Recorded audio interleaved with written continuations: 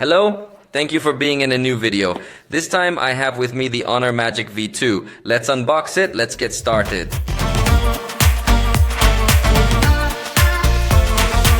We are talking about the most recent and most advanced folding Honor has to date. Its launch price in Mexico is 44,999 pesos.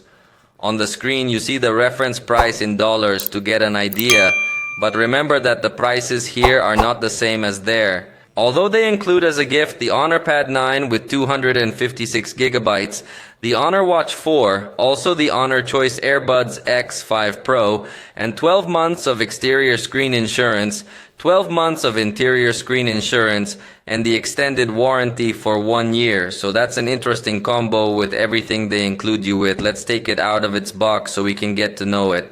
Although personally I would have loved for this device to have its global launch much earlier, because I'm almost certain that in a few months they will introduce the V3 in China.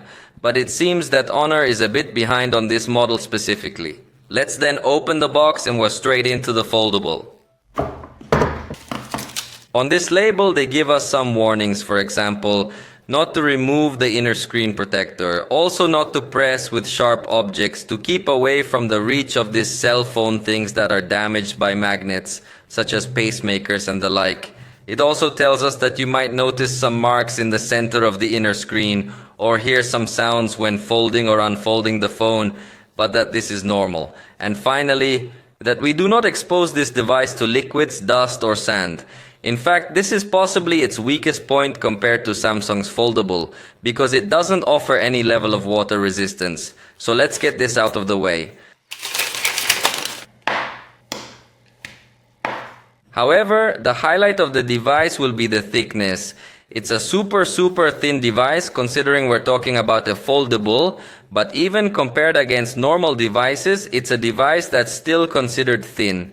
Take a look at it in profile and compare it to the profile of the Galaxy Z Fold 5. You definitely immediately realize that it's a thinner device. Here I have with me also the past version, which is the Honor Magic Versus.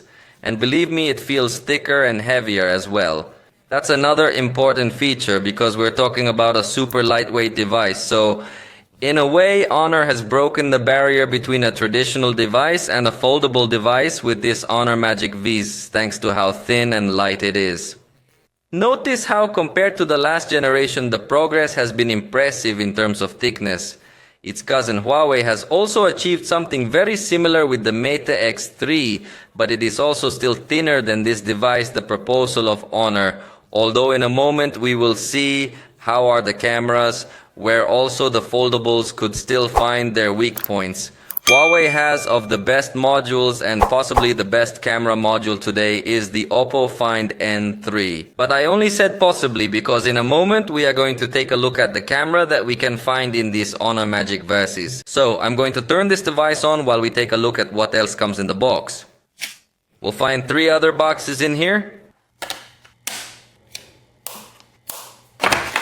Let's go with the first box, which in addition to the tool to extract the tray and the obligatory lifetime documentation, is also going to offer us this, which is a case. It is quite interesting, especially because it is an ultra thin case to try not to increase much in thickness and weight, which I really appreciate.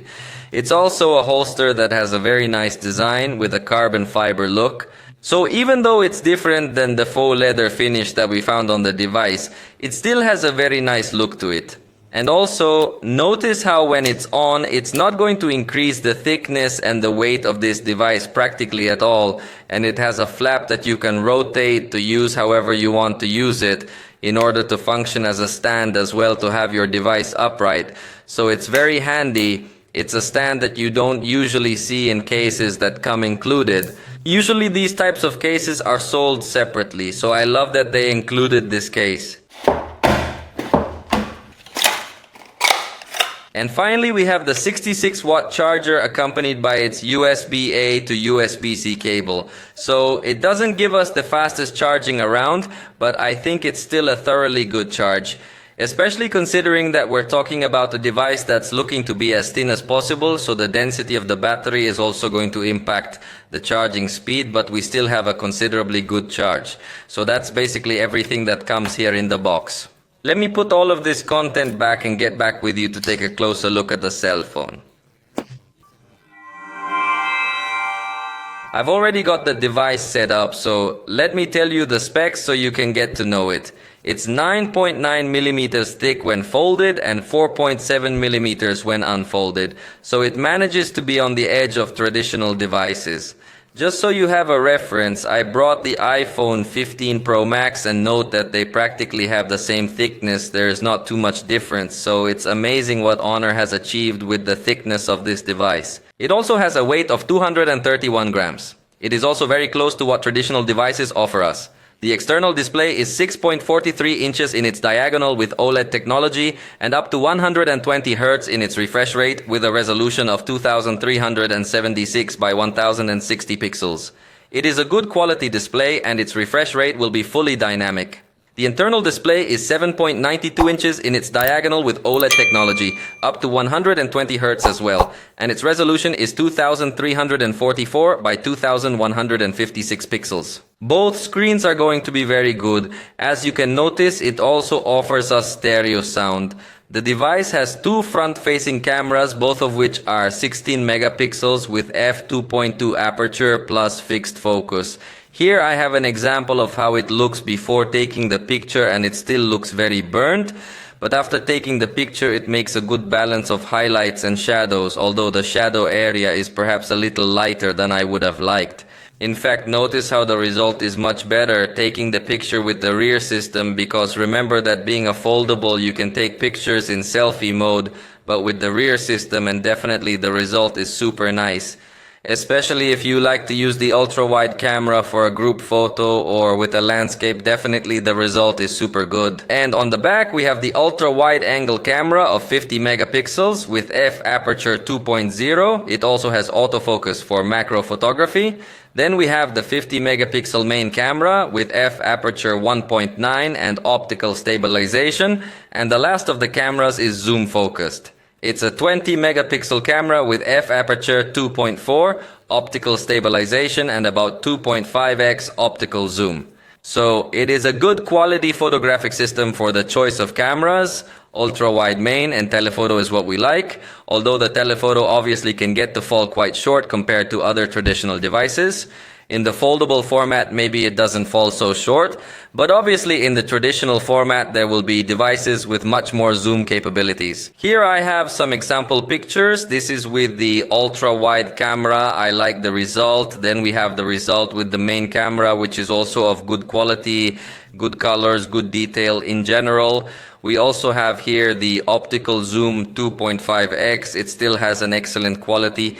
And if we go closer and closer, it still retains quality with 10x of digital zoom.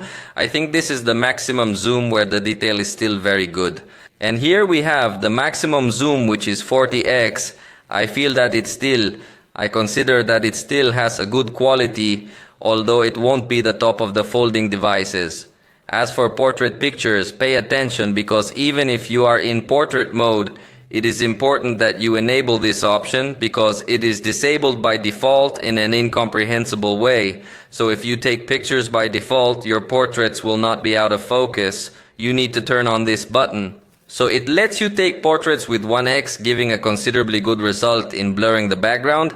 I honestly think it has a good detection of the foreground and background, but the best will be to use zoom settings. For example, let's us take with 2x, still maintaining a good quality in detail and good detection, but the best will be to take portraits with the optical zoom 2.5x, where we have the best quality, the portrait. Sincerely, if I like too much, it is a very good quality. And note how with the ultra-wide camera, I managed to take this picture to a powdered keyboard, and just a key observe the level of detail that is able to give us. I think it is definitely very good in this section. The video recording can be in 4K, although it does not support beauty effects in that resolution, but it does allow us to record with that resolution in any of the three lenses. Even the front camera also has that support. The battery is 5000 milliamps. In that sense, it also breaks the barrier between a flip phone and a traditional phone, since usually flip phones have much smaller batteries, but in this case it has a battery with the same capacity as the one we find in other flip phones thanks to the density it has. Then it is a new technology that allows having ultra-thin batteries but with tremendous capacities. We'll put it to the test, but it doesn't have wireless charging or reversible wireless charging, two aspects that in high-end devices we usually find, so these are sacrifices that Honor has made to have a device this thin. It will offer us 16 gigabytes of RAM with an additional 7 gigabytes of Honor's Turbo RAM, which I've told you many times before, but I never tire of repeating it. It's the only virtual RAM that I've actually seen that does work. And it offers 512 gigabytes of storage, although there is another 256 version. And finally, the processor is the Snapdragon 8 Gen 2. That's why I'm telling you that it feels like this device is coming late to the market, because currently there's the Snapdragon 8 Gen 3, which would be the latest, but when it was introduced in China, it incorporated the latest processor, but by taking so long to launch globally, the processor is getting outdated, and so it gives us the impression that they're not giving us the latest. So let's run this benchmark to see what the score is that it's able to give us. And ready? Here we have the score, 1432 in single core and 4053 in multi-core. To be the Snapdragon 8 Gen 2, it scored slightly lower than we expected, so it is a good processor, but possibly falls a little behind other foldable today. For the moment, we have reached the end of this video. If you liked it, you know you can indicate it, and we'll see you next time.